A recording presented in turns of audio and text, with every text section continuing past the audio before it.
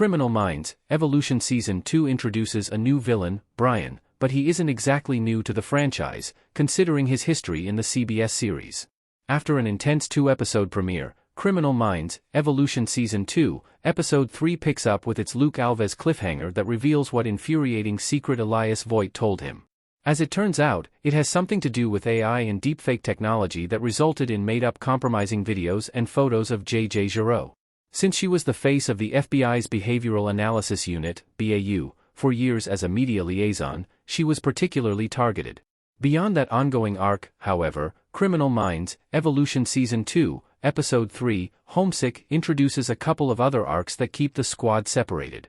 Penelope Garcia begrudgingly teams up with Tyler Green, while Dave Rossi and Tara Lewis deal with a case of the week. Emily Prentiss, on the other hand, is left to deal with a brand new issue that puts more pressure on her to get the Gold Star case resolved. As it turns out, there's someone leaking information about the case and using it to create conspiracies. Her old neighbor, Brian Garrity. Brian was introduced in Criminal Minds Season 15, Episode 4, Saturday. Paul F. Tompkins played Prentiss' former neighbor in the CBS show. Paul F. Tompkins as Brian Garrity in Criminal Minds.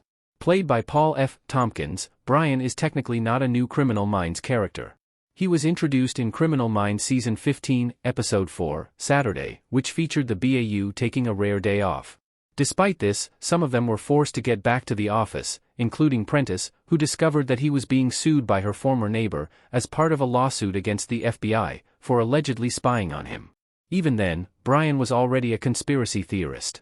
The plot was mainly played for laughs. Little did Prentiss know that it would haunt her several years later.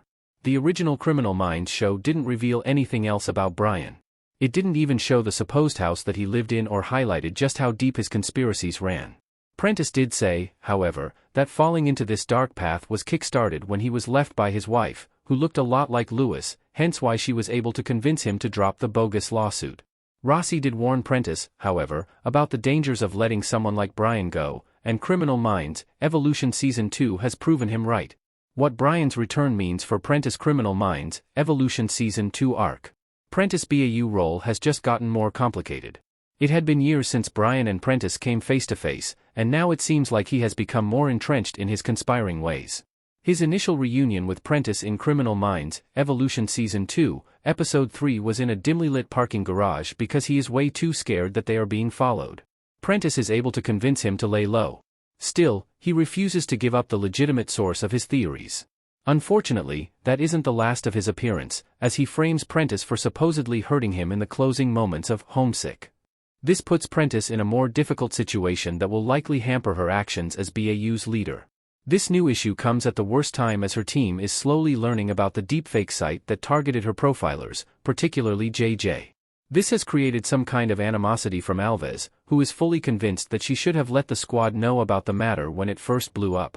The brief but vital conflict about Rossi openly undermining Prentiss' leadership in the Criminal Minds, Evolution Season 2 premiere could also play into the AI crisis that they are facing. Who Brian's source may be in Criminal Minds, Evolution Season 2. Brian may have ties to Gold Star and Voight's network. Zach Gilford as Voight in Criminal Minds Evolution. When Brian was first introduced, his theories had no basis whatsoever. In Criminal Minds, Evolution Season 2, however, it's clear that whoever is feeding him information has legitimate knowledge of what's going on within the Bureau.